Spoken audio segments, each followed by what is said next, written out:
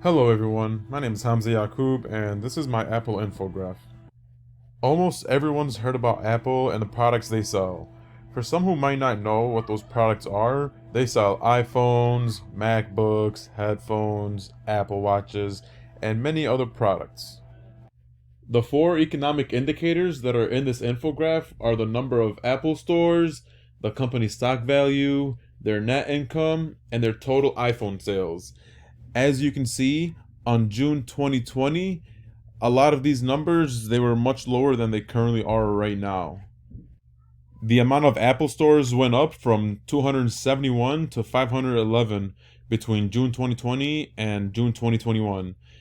In June 2020, an Apple you can get a share of an Apple stock for $85. The amount went up 36% to a value of $132. On June 2020, their net income was down 24% from last year. It was at $22 billion and it went up to $29 billion this year.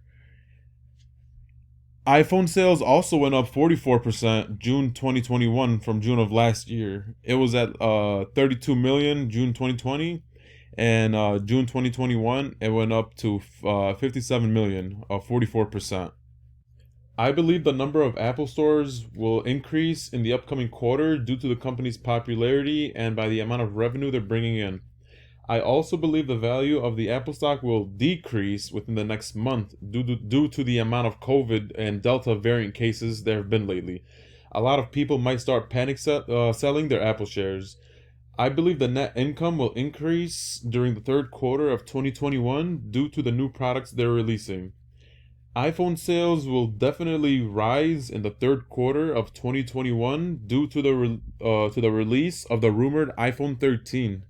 The reason Apple's numbers have always been rising is because when they release a new product, people buy it just because it's from Apple, just because it has the Apple logo on it. They've always been consistently releasing new phones, MacBooks, Apple Watches, and many other products.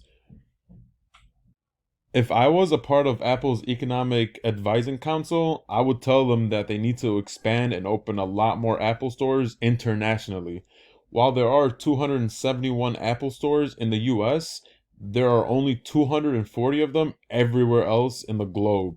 I think if they add more Apple stores everywhere else, they could bring in much more revenue than they are currently bringing.